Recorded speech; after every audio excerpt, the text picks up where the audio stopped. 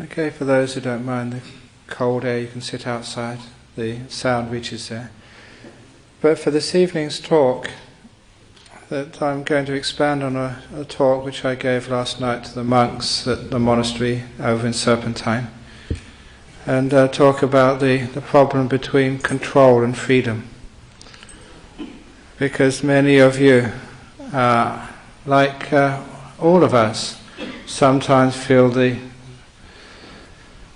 being pressed between other people wanting to control us, life controlling us, governments controlling us, even religions trying to control us, but also the fear of freedom and misunderstanding what freedom is. And should we actually control others? Because sometimes we have children. Should we be controlling them? Should we be controlling our diet? Should we be controlling the world? What should we do? How should we interact? And the whole idea of control becomes a very important thing we should truly understand. Because control is the opposite of freedom. And especially in Western worlds, but not just in Western worlds, we worship freedom, and quite rightly so. And we try and resist, control. And because of that, we always have a sense of contradiction in our lives between controlling and freedom. And this is what I want to explore in this evening's talk. And especially exploring it from a Buddhist perspective, where we're supposed to be letting go and liberating ourselves from cravings and attachments, and taking the no control to very, very powerful and deep levels, and actually seeing what happens when you do fully let go. But to start from the ordinary lifestyle of human beings in this world, that we live in an age where there are many groups and powerful beings, powerful people, powerful religions, powerful forces of nature, which you feel are trying to control you, and some of those you recognize, some of those you don't recognize. And I'm not quite sure about you, but even when I was young, I would like to resist those controllers.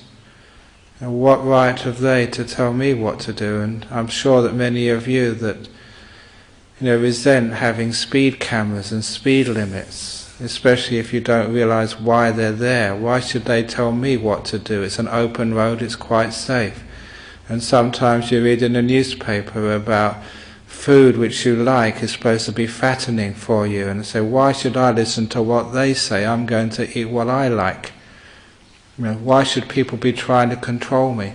And then you go into a relationship, and sometimes you feel your partner is trying to control you, or you're in a relationship and then it's your mother trying to control you. And you say, look, I'm 50 years old and I'm married. I'm not a baby anymore. But still, that mothers try and control you, even fathers try and control you, and governments try and control you. And the media tries to control you to make sure you listen to their programs or buy their products.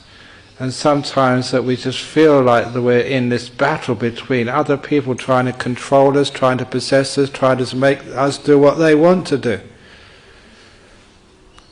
And sometimes that we're controlled even when we go to places like airports, which I frequent very often.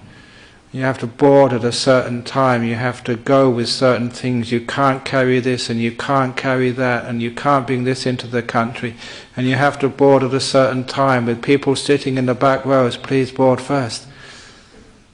And sometimes we feel that there's an assault on our freedoms.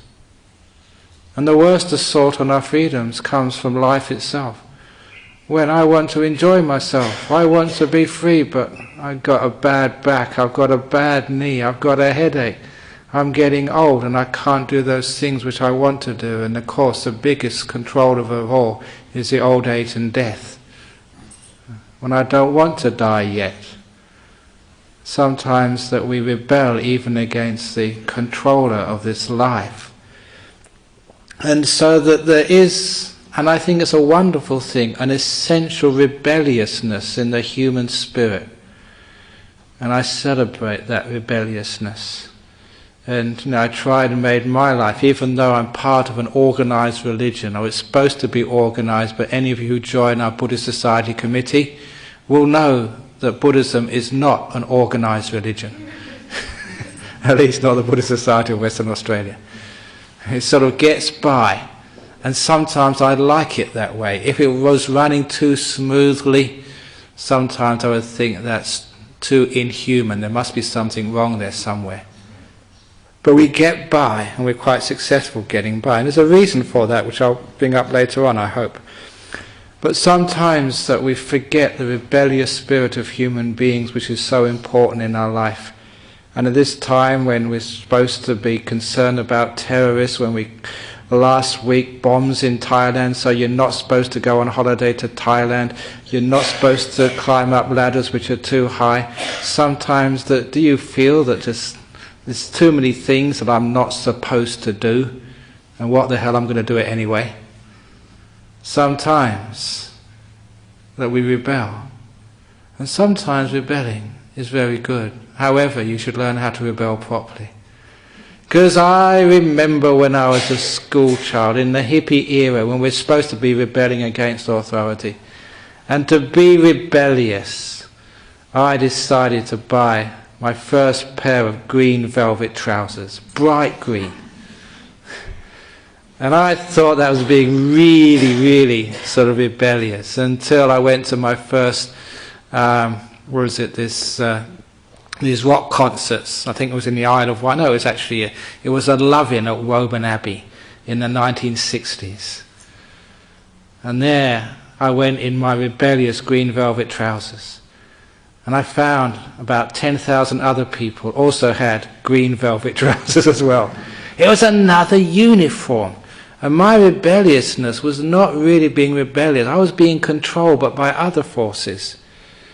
And sometimes that you wonder, what is this controlling all about? And sometimes you feel what it's like to be controlled. And sometimes you go around controlling others. How many of you would rebel against your parents? Because you were young, your hormones were raging, you wanted to go out, you wanted to sleep in, you wanted to have your boyfriends and girlfriends and experiment, but you're told not to.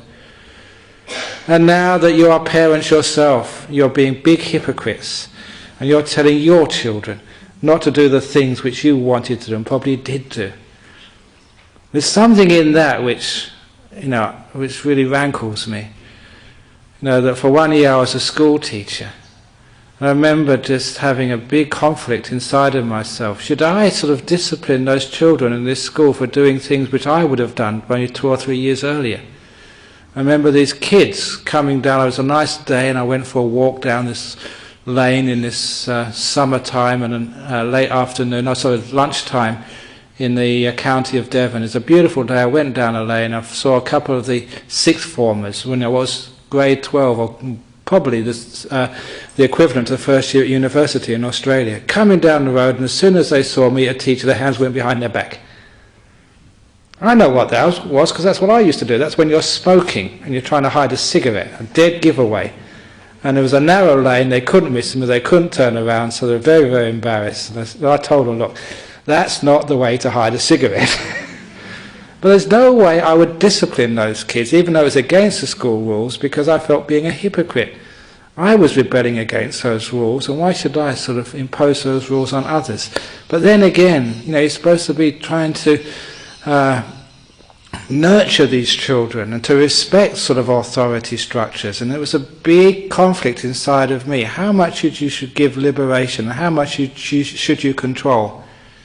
And that is a dilemma which many parents feel, and it's a dilemma which many couples feel, and it's a dilemma which any person in authority feels. How much should you control, and how much should you liberate? But so to investigate, what actually is this controlling thing anyway? And when you actually start looking inside what really controlling is, and it is always trying to sort of thinking, it bases on the illusion that number one, I know best, and I'm in power to make something much better. And some of those delusions which people have, just it's an arrogance to think you know best.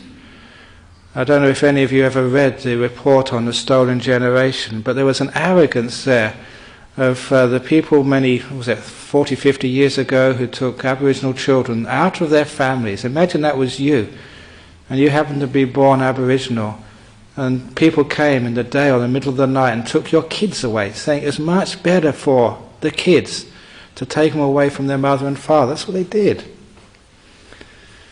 And you can see there that they assumed that we're going to do something better. This was in the public's interest. This was good for you. And too often the reason why we start controlling is the delusion that we know best. And you can see just how many, especially religious people, try and exert control over others based on the assumption that we know best. And I've seen that in some forms of Christianity, fortunately not all forms of Christianity. I'm talking about the evangelicals. You see that in fundamentalist Islam. And that's something which I never want to be part of, as a religious leader. Because I see that, number one, that to say you know best. It's one thing, if you do know something, one size fits all is not accurate. And number two, very often that you are imperfect like other people, you make mistakes. And what right do you think that you know and you've got the best idea what other people want? But you can actually see that in fundamentalist religions. But can you see that in the way you look after your kids and try and control them? Sometimes there's something called fundamentalist parenting.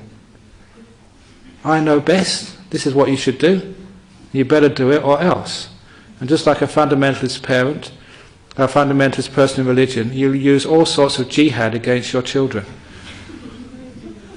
to make them do what you think is the best. But that's not just with children. Sometimes that's in a relationship, in a marriage. Sometimes there's a controlling partner. And again, they use all sorts of means to try and make you into what they think you should be. Now, remember when it was a child, how did you feel? Was that really functional? Did that really make you a better kid? In a relationship, a partnership between two people, is that going to really make you into sort of a more loving person? Is that going to make the marriage really hold? Or if you're in a teacher-student relationship, or like a religious leader, is that going to really make any sort of sense? This is actually controlling. So first of all, that one should really look at the fact that, does one really know what's best? And number two, is that the best way of going about it? And the other thing, is it the best way of going about it? Just controlling people. I've seen a lot of people who have had this incredible courage to give another person freedom, to trust them. And when they stop controlling, or even lessening the control, and give a person more freedom, usually the case is, in 9 cases out of 10, the person actually lives up to that freedom, and they blossom and they grow from that freedom. And all the fears which we have, if I let my kid go to that nightclub, if I let my sort of wife just come home by her own, if I let my husband just go out for a meeting with his friends at some sort of bar, all those fears which one has, if one doesn't have that trust, those fears usually get fulfilled. But if you trust somebody and give them that trust, and they know you're trusting them, usually there's some other psychology at work. If you give a person freedom, very often they live up to that freedom. That's what I've found. There's something there with that trust. And that sort of trust is an opposite of controlling. It is what we mean in Buddhism by metta. Door of my heart's open to you no matter what you ever do. I trust you, I love you, I respect you. And because I give you that love and respect, I hope you do the right thing, but I'll forgive you if you don't. Because where there's control, there'll always be fear. Fear from the controller of them not doing what you want, and fear from the person being controlled of what might happen if I don't do what I'm told. And again, many religions, many political parties, many bosses, they work on that fear, to control a person. And that's a very, very unpleasant world to live in. In places where I've had people in authority trying to control you and making threats that if you do something wrong, this is what will happen to you. Or like, when I was in school, if you break the school rules, you get the cane. All that taught me was not to get caught. That's all it taught me. And that type of control, which was allied with fear, was completely dysfunctional. I never learned anything much from that except being very skillful to try and get out of having to go to the principal's office. And that's actually what will happen in a relationship if it's a controlling relationship. The other person, being controlled, will eventually rebel, but they'll be afraid, and all they will learn is how to be more skillful in not getting caught. In other words, there's no trust there, there's no love, there's no sort of real humanity there. And so that it's wonderful to be in a situation where you feel you're not being controlled. To have this sense of like freedom and independence. But that freedom and independence you should look very carefully at, because even though that sometimes we think we're in this bubble of freedom, and our partners, our bosses, our religion or our company, whoever is an authority over you, seems to be giving you freedom, sometimes there is some more subconscious or surreptitious controlling going on. And of course, people have become more and more smart in how to control you without you realizing it. And of course, advertising is one of the greatest means of control, the greatest successful control mechanisms, because people see advertising and they don't understand or realize that they are being totally controlled. Your hairstyle, your clothes, just where you go at night, where you go on holidays, what you eat. How much of that is your free choice, and how much of that is actually you've been told what to do by the advertisers? And sometimes it's frightening to know how much that we are controlled by advertisers, by the billboards. If you weren't controlled, there would be no money in advertising. And the surreptitious thing about advertising is we don't realize how we're being conditioned and brainwashed. This is one of the more difficult things about control, because you ask, what is actually freedom? Is freedom to do what I want, but do I really want to do this? Or has this been conditioned by my culture? And why do people actually just go to, say, Subiaco Oval or the Wacker and just watch, a few people just kick a ball around, shouting backwards and forwards, and then sort of your team loses anyway, and you go home miserable? When you look at just the Australian sport of AFL, I think there's 16 teams in that league. Every year, 15 teams are disappointed and upset, and only one team has any happiness that year. So whatever team you support, you've got 15 to 1 chance of being miserable for one whole year. But why is it that people do that? Because actually it's almost conditioned to it. It's our national sport. We have to do it. Why is it, for example, one of my experiences as a young man is being like 14 years of age, being rebellious, being with my mates, a bit of peer pressure, but also being rebellious, going to take my first glass of beer. The drinking age was 18, I was only 14. Sneak in there, I take a glass of beer, thinking how clever I am, how rebellious. And taking my first glass of beer, I couldn't believe just how disgusting that tasted.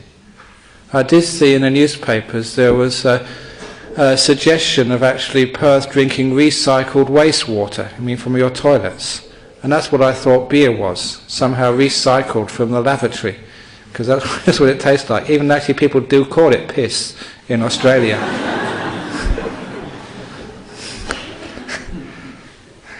So that must be recycled from somewhere. But it tasted awful. But because my culture, this was in London, said that beer is fun, beer is good, beer is what you're supposed to enjoy, and you spend a lot of money and many evenings drinking this stuff, it only took me about 3 or 4 months to start to like the taste. And once I became a monk and I look back on that experience, I thought, why did I like that? Because I had to.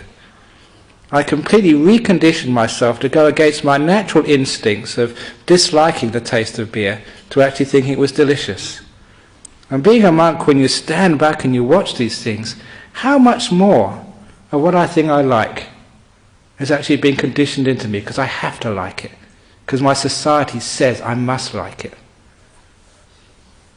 How free are you, or how much have you been controlled?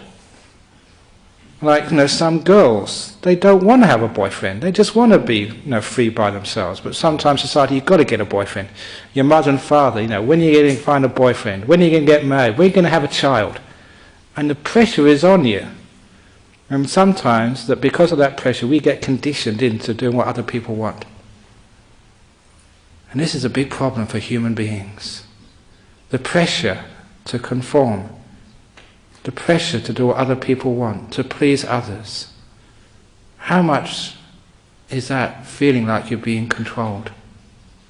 So much so that a lot of people get into frustration, anger, depression, simply because that is a stress coming from outside. In the book which I wrote, Open the Door of the Heart, I made a very powerful quote in there. And the quote was, never allow what other people say to control your happiness.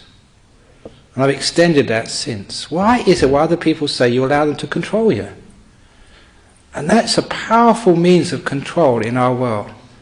It's called learning your weak points, pushing your buttons. They find out what upsets you. We speak to each other a lot in our society. We find out what really upsets you. And once we see the reaction there, we can keep using that again and again and again, the weak spot of a human being.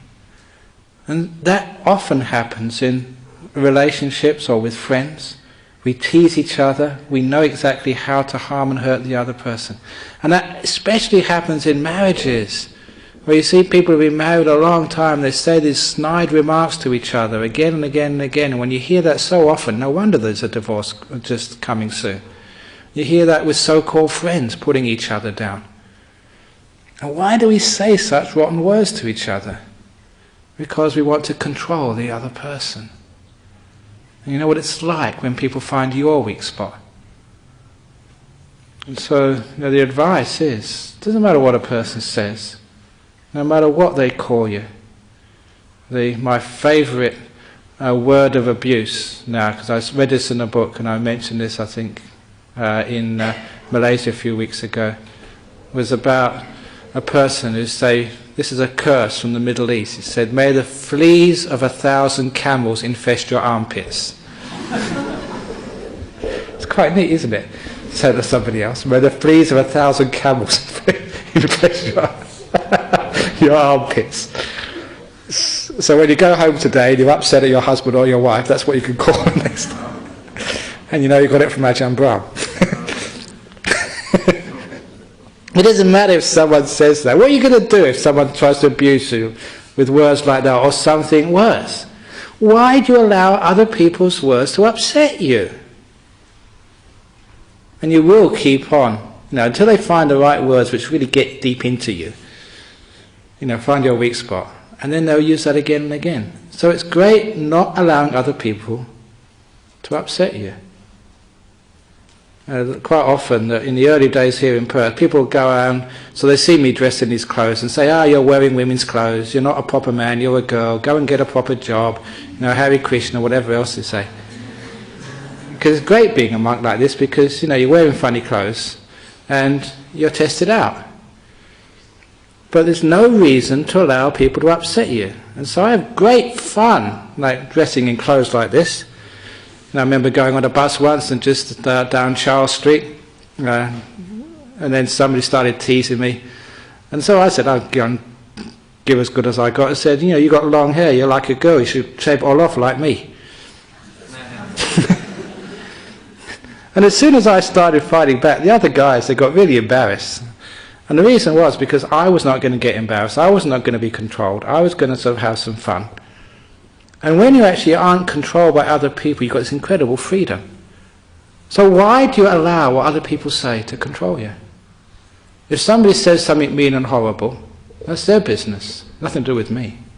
If they call me an idiot, lazy, just an idiot, or one of the the favourite comments, I was walking through the streets of, Doncaster, in the north of England many years ago, and wearing our robes. I was with this monk, Ajahn, who was about 20 years older than me. And this guy came up in this suit, a business guy, on his way to work early in the morning. And he looked at us, really with disgust. But he turned on this Ajahn Sumedho and looked at him and said, "You're old enough to know better."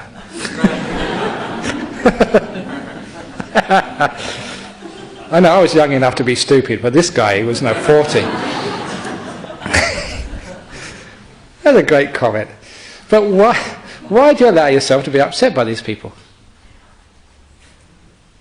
And you don't have to. You don't need to be controlled.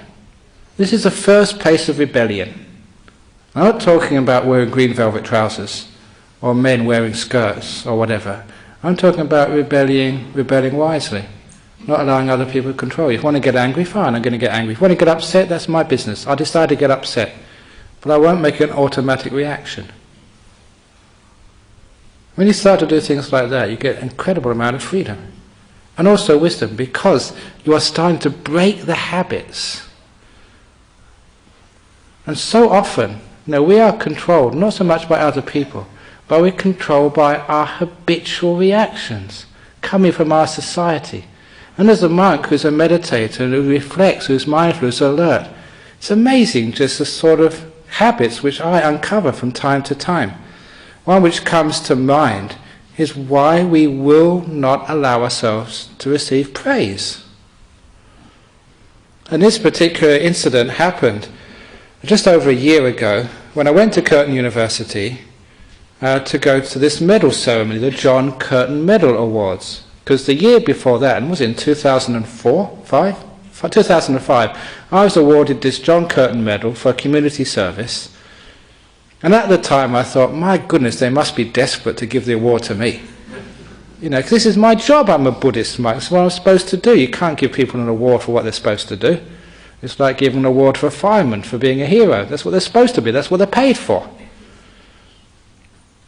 But then when I went there, I went up, he had to give a little acceptance speech, and I said, well, it's very nice, but I tried to make a joke about it. It was given for vision, community service and leadership. And I said, well, it can't be for vision because I have to wear glasses. And community service is what you usually do when you're released from prison, so that can't be me. So it must be leadership, I suppose. When I made a joke about it to try and put it down, and it was a year later when I saw this other couple of people being given this medal, because they came to see my medal service. I thought the least I could do was go to their medal service.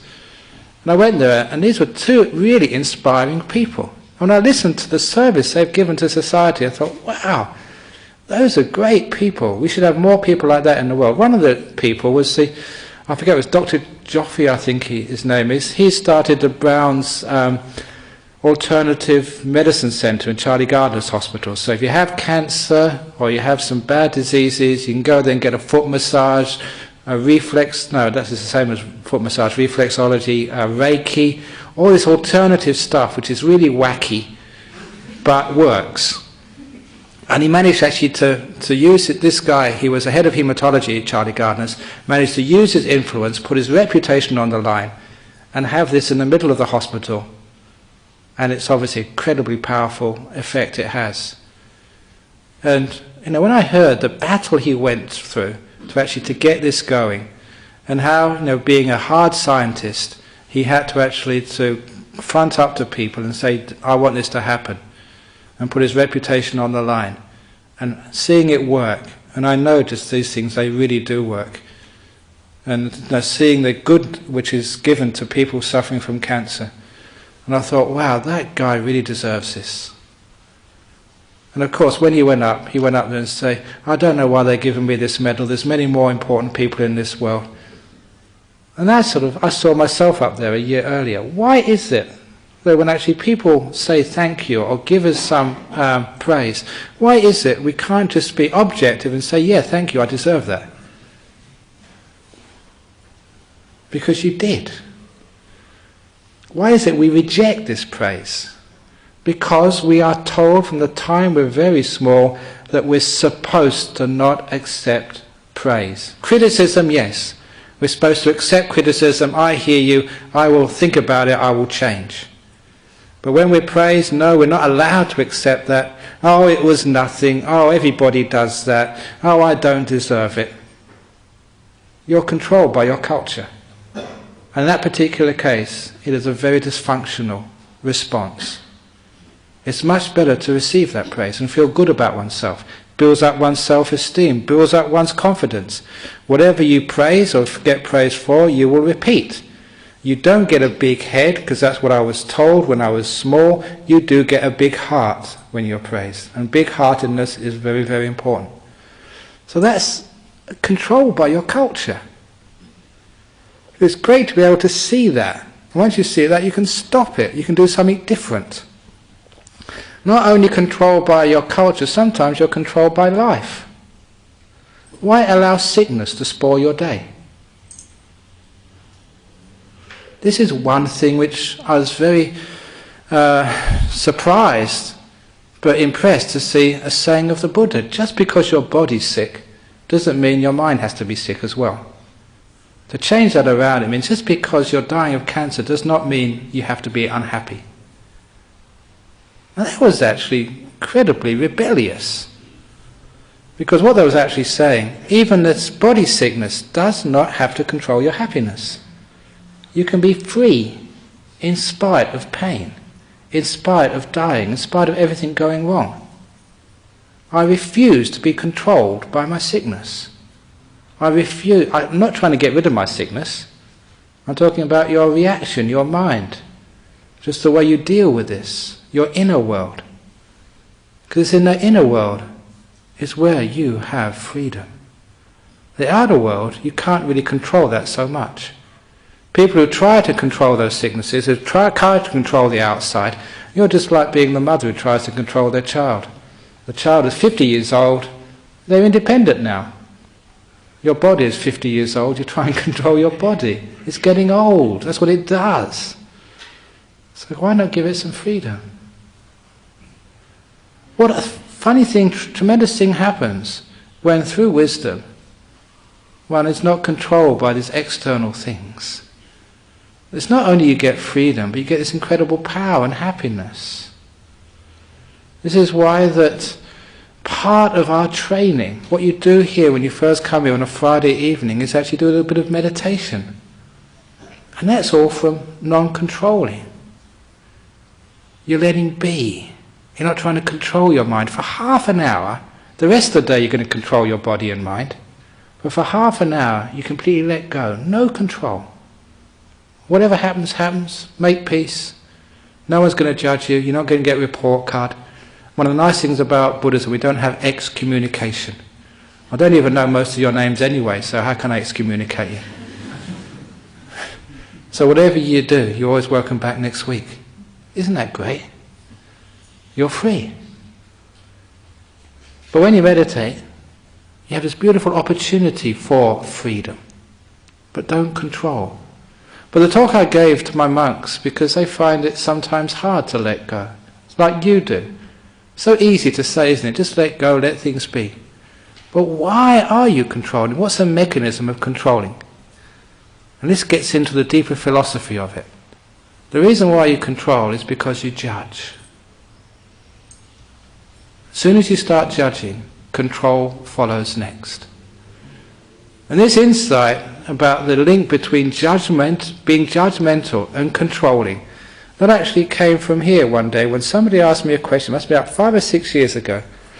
After the talk, they asked me this beautiful question: what do you think about this saying by the British scientist and philosopher Lord Kelvin, who died a couple of 100 years ago, one of the founders of science and also technology, Lord Kelvin, who once said, before you can control nature, in other words technology, you have to learn how to measure her accurately first.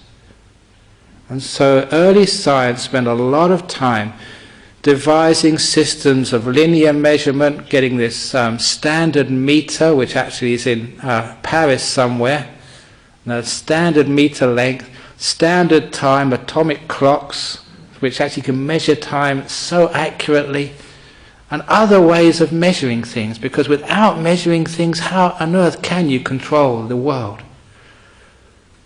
And that was a brilliant insight which actually was part of the development of our modern world. Measure first, and then you've got control. And from that, I saw that, well, what happens if you don't measure? You haven't got much control, have you? All control starts from a measurement, a judging. That's why you try and control your children, say. You're measuring them, you're judging them. You have them trying to fit some sort of judgmental scheme, especially if you're a parent and you want your kid to go to university. A lot of it is pride and conceit, jealousy even, about what the kid next door is doing. When the people next door, your friends say, oh, my child got to UWA and studied medicine, what about you? He's only in TAFE redoing his TEE. And it's just pride, that's all. And that poor kid, that may be just where he is in life. So why is it just we are judging people? Is the child who does medicine at UWA any better than a person who's learning bricklaying at TAFE? And you ask them a few years later on, when the doctor sort of turns to drugs because he's stressed out, and the bricklayer is happily working with a nice family, making a lot of money. I read in the papers, and I get a lot of information from the papers, that if you want your son to do really well, apparently this was happening in UK, they said, do not send your sons to university, stop them doing their A-levels.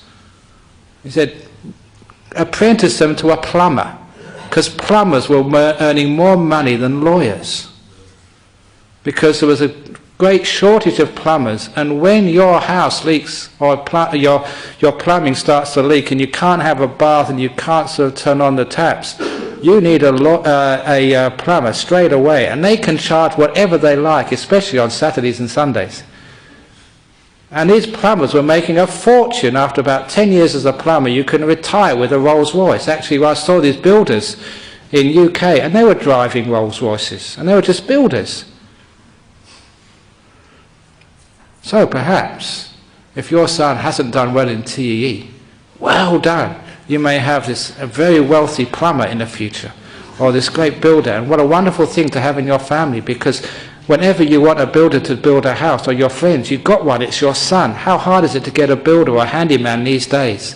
How hard is it to get a plumber to come at any time, and that's your son? You're set for life. So the reason I'm going on that angle there, this judging which we make, that if your kid gets to university or gets to UWA, they're somehow better than the kid who doesn't.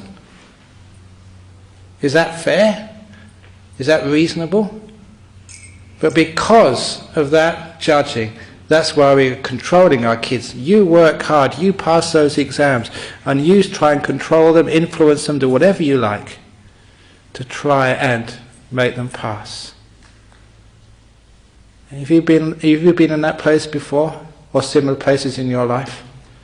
And what happens to you when you feel under the pressure because people are judging you? It's unfair, it's not right, it's not wise. So why do you do that to other people? One of the great things about real religion, I'm not talking about the false types of religion or the stupid types, and that's in Buddhism, Christianity, all over the place. Real religion doesn't judge. How can you honestly, fairly judge another human being? They're not the same, they're not better, they're not worse, they're just different. And that lack of judging of another human being is called metta, loving kindness. The door of my heart is open no matter who you are, no matter what you do. You've heard that before, that's the title of the book. But do you understand that what it really means is being non-judgmental, loving and respecting a person for who they are, not trying to make them something different, not judging them, and therefore not controlling them. How can you control them? Controlling them is wanting to be something different.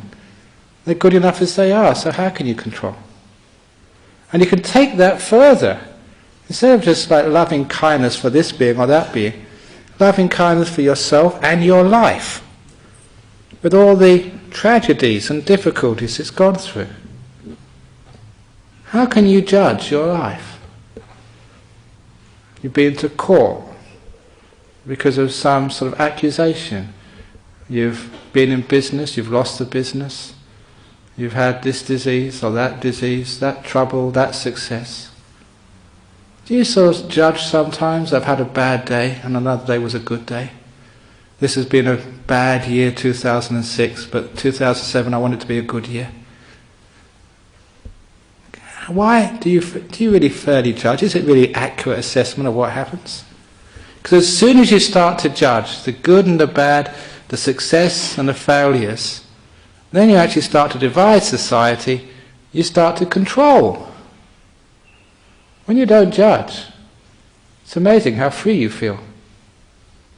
I'm good enough. Last year was good enough. The fact that my son died was good enough. I don't judge that to be a tragedy. I don't judge the birth of my first son to be a wonderful success. Why do you say those things? It's society just puts those pressures on us. If you really rebel and look upon it more closely, these are just events of life. This is just what happens. It's nature. Can you judge nature? You can say, it was too hot today, and ring up the weather bureau to complain. I mean, I did read that sort of sometimes people actually do ring up the weather bureau in Perth and say, look, you said in the paper it was going to be sunny today, and I went out for a picnic and it rained. You know, you're wrong, you should not do that again, okay? Don't do that again. They complain to the weather bureau. Why do you complain to yourself or complain to life? Again, why allow life to control your happiness?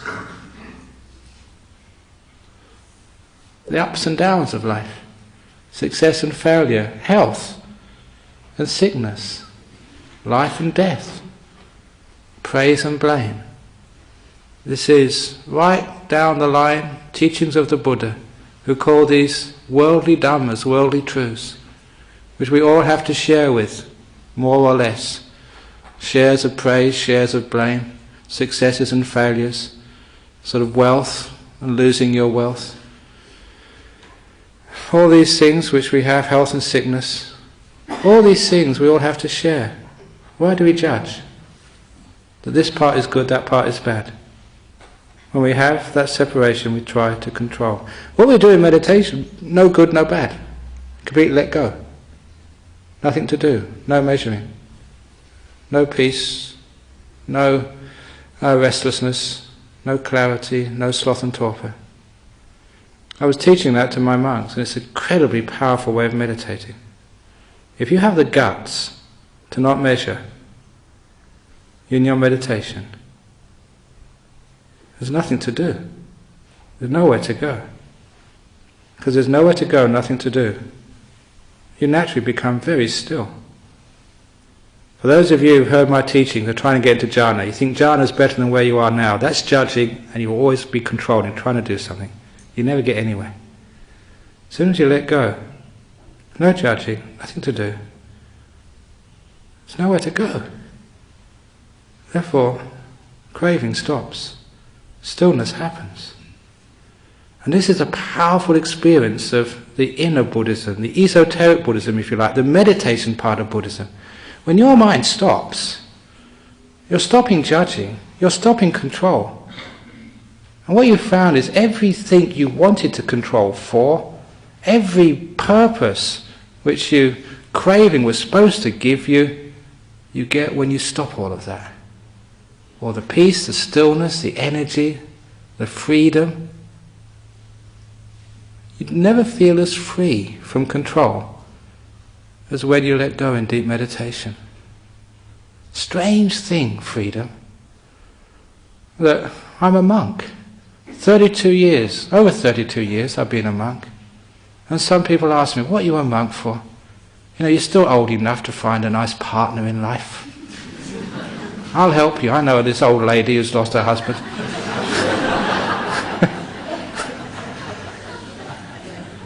You can just go somewhere and be somebody. You can start watching movies again. You can start, we'll take you to the Waka to see the test match, or whatever. So why do you put yourself in this little box of being a monk?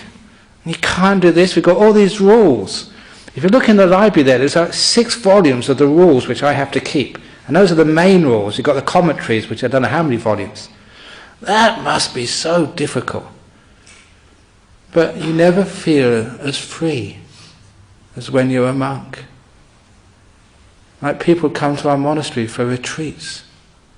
They've got to keep, they can't eat in the evening, they can't watch movies also, they can't have sex in the monastery. And they go there and they feel so much freedom. Strange thing, this freedom. What it is freedom from another thing. There's another controlling force inside of you. Call your cravings, your inner controller. The inner control freak inside of you. And you know that more than anybody. And that drives you insane sometimes. You're trying so hard to get somewhere. Where are you trying to get to? What is your goal in life? There's only one place you're going to end up, or rather 2 places. People ask me sometimes, what happens to you when you die? I say you go to one of 2 places, Karakata or Fremantle. True, you can actually Pinaroo is another one you can go to. 3 places you can go to. That's your goal in life. So sometimes we ask ourselves, what am I craving? What am I trying to do in life? What is the meaning of life anyway? The meaning of life is actually to have no more control. To control enough to get where you want it to be, so you don't have to control anymore. So actually control is the opposite to the goal of life. We think it's going to fulfill that goal, but actually it takes us away from the goal. And freedom is the opposite of control. When nothing is controlling us at all, when we want for nothing, we're completely happy where we are. Life can be pleasant, unpleasant, we get praise, we get blame, we're healthy, we're sick, we're alive, we're dead, who cares? We're completely free. Now you know that inner controller, because that inner controller is called your thought. Why is it you can't shut up when you close your eyes and meditate? Why is it even when you go to sleep at night, inside of you? You're enjoying a nice time, why is it you can't shut this thing up? That is the controller. That is, we call it even in Buddhism the evil one. Because that drives you crazy. And when that gets very, very strong, that actually causes madness, psychosis. I remember seeing that happen once in this fellow who, over the space of 4 or 5 days, when I was a young monk in Thailand, maybe 1 or 2 reigns as a monk, 2 years as a monk, he would come to the monastery every morning and you could see he was going more and more crazy. There's nothing I could do about it. I didn't know what I was doing, I was just observing at the time. And he started talking, and he wouldn't stop, and the talking got more and more quick, more rapid, more incoherent, and eventually just completely lost it. And you can see that thought was just going completely out of all bounds. And the more he tried to control it, the worse it would get. It's an amazing thing, just the power of letting go, and just how that completely undermines the madness and psychosis. Which is why when people come up to me and said, oh, they're really depressed, I say, what's wrong with being depressed? It's not against the 5 precepts, against the law. Demand your right to be depressed. And stop allowing people to stop you being depressed. What's wrong? I demand my right to be depressed. I'm not going to be controlled, but I'm going to enjoy my depression. Nothing wrong with being depressed. When you stop judging depression, it's not depression anymore. You completely undermined it. Depression feeds on negativity. When you actually give it this acceptance, this love, the door of my heart's open to depression, it disappears very quickly. We're not trying to control it. You can see how these things actually, they come from control. Control, and when we sort of get controlled out of our minds, we just give up and we just get this depression, and we try and control this depression. A fascinating part of your life is to stop controlling yourself. In other words, to open the door of your heart to yourself as you are. And the only way to do that is by not judging. To say that I am okay, as I am. I don't have to be healthier. I don't have to be more successful. I don't have to be more beautiful. As a monk, I don't have to be wiser. I don't have to be more peaceful. I don't have to give better talks. I don't have to make new jokes every week. Take off the pressure. And as soon as you take off the pressure, you're free. It's a great realization to know you don't have to please anybody. Just do whatever you like. So that's what I do when I come here on a Friday night. Just spout for an hour. People like it, fine. If they don't, that's even better. Then they can leave me alone. I said that, I go all over the world talking. I said I work my tongue to the bone, not my finger. I said today. So, obviously, when you do your jobs and your duties, you have to sort of do your duties. But even duties as a monk, I'm supposed to be the abbot of a monastery. But I try not to control. I try to actually to show the way by kindness and compassion and love much more than anything else. Try and be non-judgmental to the people I live with. To try and show them the way that way. You may say I'm controlling by not controlling. But it's more like not demanding anything of anybody. It's actually what I call empowering other people.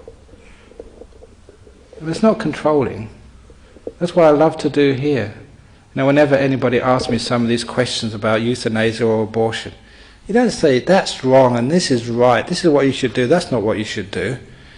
The job I feel as a teacher, is teaching loving kindness and wisdom, is actually to empower you. In other words, to help you make your own decisions. That's what I'm doing here now. Just let go of this terrible control. This is right, this is wrong. What will people say if I do this? What will happen? Rah, rah, rah. To actually give you more sense of freedom.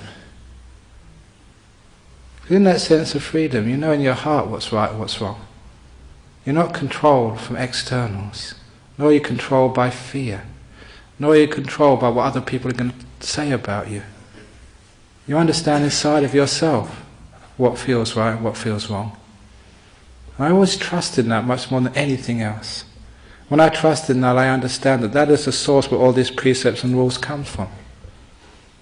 And when I go to that, it's not controlled by the external. It's like directed by the Dhamma. We call it the truth from inside. And that is like a force which sort of drives the whole life. It's not a controlling, it's a freedom. You're being, if you like, driven by freedom. Understanding why.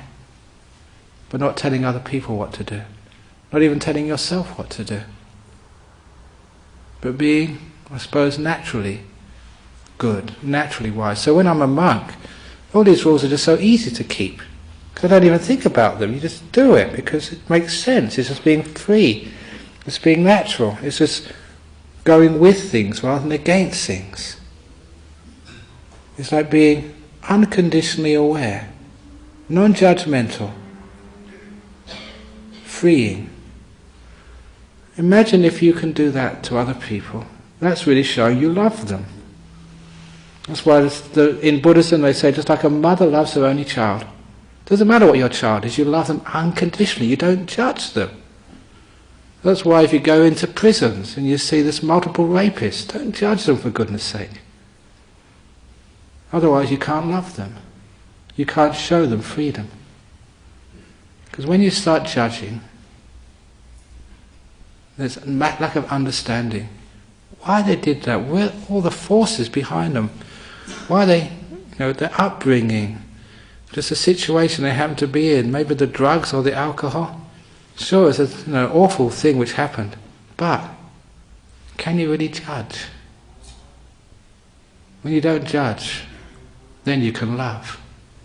When you love, it's amazing when a person has done some terrible, terrible act and they come up to you and you just are kind to them rather than criticizing them.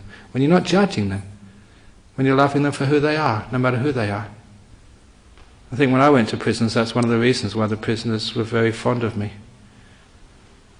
Because I would never judge them. As I kept saying, all the times when I used to go to prisons, I never once saw a criminal. Never once inside jail saw a criminal. Saw people who'd done crimes, but I never saw a criminal. People who done crimes. I didn't judge them by those acts which they did. They were much more than that. They were unjudgeable. How many things have you done in your life? Now, in millions, hundreds of millions of acts, words you've done, why can you judge a person for 3 or 4 stupid things they did? Neglect those billion other things, wonderful, kind things they did. Can you judge yourself? How many, if you tallied up all the beautiful thoughts you've had in your life, and all the stupid, evil thoughts you've had in your life, all those kind words you've said, and all those mean words you've said, all those selfish actions and all those compassionate actions, you can't remember most of them. So how can you judge yourself? When you don't judge, you're free. You don't have to control anymore. And when you don't control and you're free, you'll find that all of those unskillful actions, the hurtful actions, tend to disappear. All hurt and evil comes from hatred, ill will. You will badness on somebody else, hatred, ill will. And this is where those things come out from. When you have this freedom, non-judgmental love, how can any evil come out of you? How can any hurt come? How can anything bad come out of that? That's why monks who let go, nuns who let go, people who let go, people who do become free, who stop the controlling, become the most beautiful, wise, virtuous people in this world. They don't do any harm because they don't want to control. They're free, and they teach freedom to others. That's what the essence of what we do here is. We learn that in our meditation. We learn the less you control, the more successful the meditation is, the more peaceful, the happier, the wiser. And that's what you do in your life. You don't control the people around you.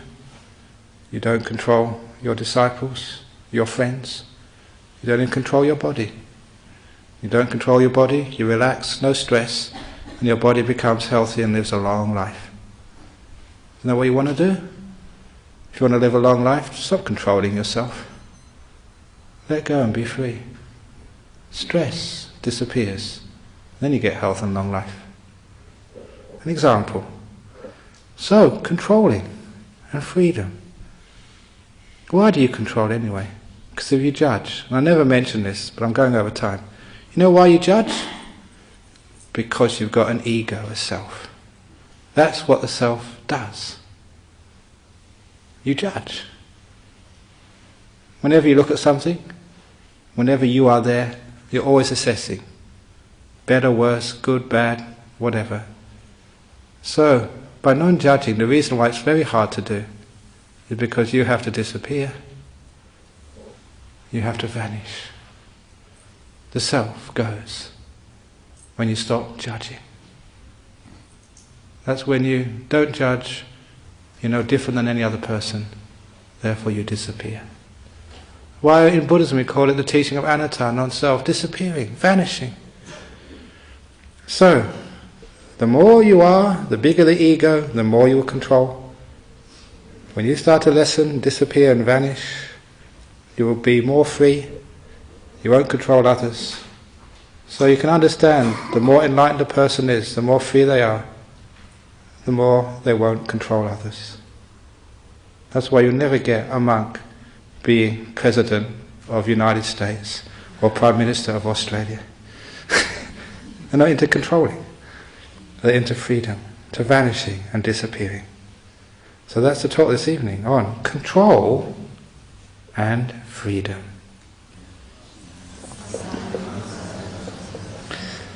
So, has anyone got any questions about that talk this evening on a discussion on control and freedom? Yeah.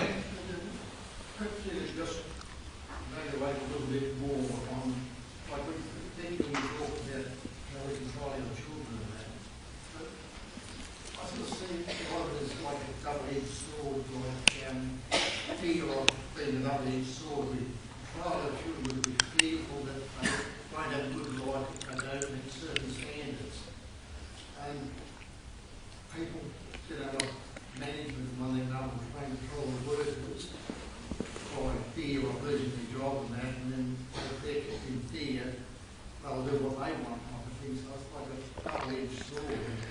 indeed, sometimes that you're talking about controlling children because you want them to have a good life, you want to encourage them to do well at school, and workers, sometimes a boss, is afraid they'll be lazy or they'll make too many mistakes.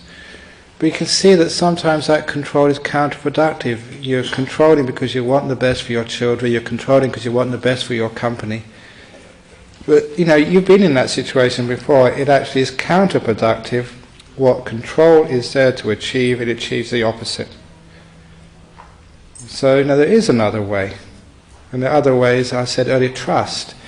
If you give trust to your kids, and this beautiful love and acceptance, sure, the kids will make mistakes from time to time, but that's what they're supposed to do. That's what life is about, making mistakes and learning from them. But at least the children will see from you not to be afraid. And I've seen parents who do give that freedom to kids, and they're the kids who usually don't take the drugs, who don't get into the alcohol big time, because the kids are learning some responsibility. But it's a control freak parents. They're the ones, the children doesn't know how to give themselves that freedom, and then they're the ones who just go and take the drugs and the alcohol, end up into trouble. It's I'm just thinking of there was a study which was done recently. Ajahn Sujato put me onto it, because I think it was many of the fundamental evangelical Christians were saying if they don't go to church, don't go to temples and stuff like that, that the society starts to become immoral and dissolute. And this smart aleck guy over in the United States somewhere got all the statistics, like crime rates, suicide rates, divorce rates, abortion rates, child pregnancies, all these negative indicators of society in towns and cities throughout the Western world, and compared that with attendance at church. And there he found a positive correlation. That where there was high church attendance, there was a high incidence of teenage pregnancies, rapes, divorces, murders, and everything else. And it was fascinating, because exactly the things which were saying, if you go to church, become a Christian, or it's going to stop, actually it made it worse. And the reason why was that? And the reason I mention this now, because the more you try and control people, actually the more dissolute they'll become.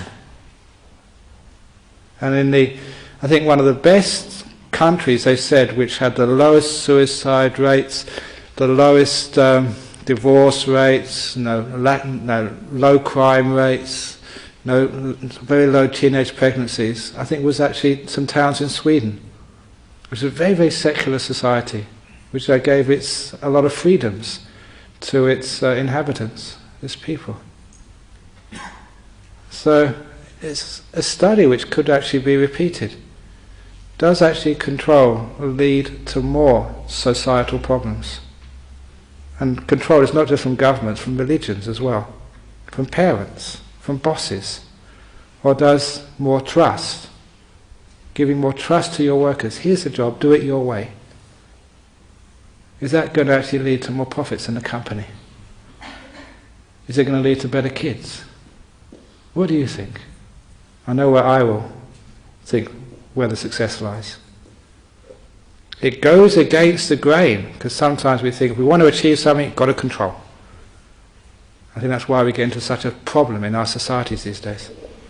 Controlling ever more, and getting into more and more societal, child, relationship problems. What happens when you have an argument with your partner? You want to control them more. When you do a mistake, you want to control yourself more. What happens? You just keep repeating the same old mistakes. Yes? Ajahn, I know you speak out against things like racism, homophobia, sexism, war, etc. And I'm wondering, speaking out, sometimes I have a theory that unless you speak out when you're confronted with these issues, when the time is appropriate, people are voicing racist issues, racist attitudes or homophobia or whatever, it creates a climate, I believe it creates a climate in society where perhaps people who are a little bit more intolerant can practice intolerance when people get hurt. Like I've got a theory that perhaps this creates an atmosphere where intolerance can be really intolerant people can practice their intolerance, thinking that they've got some kind of social sanction. If it's accepted within society. So I'm wondering about speaking out, and isn't that important? Yeah, is speaking out important against things like homophobia or stupid wars and stuff like that? And of course, I do that, even though I get into trouble about it sometimes, and I'm very happy to do that. But this is actually exactly what I've been saying this evening. Why was there problems with the gay, lesbian, transgender community? Because other people wanted to control those people. And why was that? Because out of fear. And sometimes you've got your own agendas of why you want to control people. And so that I would speak up against that as many times as people ask me to. There just seems to be a contradiction. Like if I'm not judging someone, if I'm not able to just keep silent and say nothing in order to say everything. Nice, okay, I see your point here. It's not you're judging the intolerant people, but you're sort of telling them to be non-judgmental. So, you say, Ajahn Brahm sort of espousing being non-judgmental. That's being judgmental about people who are judgmental and comparing with people who are not judgmental. And you always get into trouble this way, but you can see that what I'm saying here is actually to be non-judgmental is the purpose of this talk, not to be controlling. And that would mean speaking out in favour of being non-judgmental. And sort of putting that out there. Not controlling people, but empowering people. So that's my gift. Now it's up to you to do what you want. So it's not anything goes? It's not, of course it's not anything goes. If it was anything goes, I would just be stood in my room, not even sort of speaking tonight. Who cares about you guys? Whatever you want to do, fine. But that's not anything goes. It's actually the teaching the non-judgmental. Anything goes is just... is just the controller, the judgmentalism, the egos.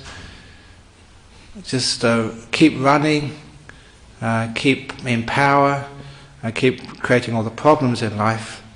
And you do speak, you do teach, you do things. But it's not judgmental. It's just giving that sort of teaching out there into the world to let people take it. Spreading seeds. It's like, what are you doing? You just, when the flower blooms, does it judge that I'm going to bloom today? I'm going to, turn out white, turn out yellow. This is just the natural person just unfolding. It's Dhamma coming. I say it's coming from the Dhamma inside. It's not being controlled by good or bad, this or that. It's just coming out. Because this is true, there will always be in this world. Cruel people, kind people. There'll be sort of light and dark. There'll be winter and there'll be summer. There'll be wars and there'll be times of peace. But our job is actually to lessen those, not to obliterate them. You can't control them. It's like sometimes that living out in the bush in Serpentine and having been through some of the worst bushfires over there in, 1991? The hottest day of the year, the hottest day ever in Western Australia that day when we had our bushfire at Serpentine. There was another day, a month later, which was even hotter. And that was a day a huge bushfire, crown fire, came through our land. I learned a lot about bushfires there. How you can't control them. What you do is you nudge them this way and nudge them that way. You don't face them head on and say stop. Can't be done. By back burning, just by a little bit of a fire break here, by watering this way, just to push them slightly around. And that's the way they're usually dealt with. Not the head-on control. That's waste time. So you can nudge, but you can't control. Does that make sense? Sort of? Okay, well thanks for those questions, because it's a very difficult issue, and we can talk about this for another couple of hours, but you have to go home, and I have to go to bed. It's not right when monks stay up late at night. People start to wonder, Ajahn Brahm, why are you going to bed so late? Okay, so now, this announcements. Yeah, so we've got announcements now.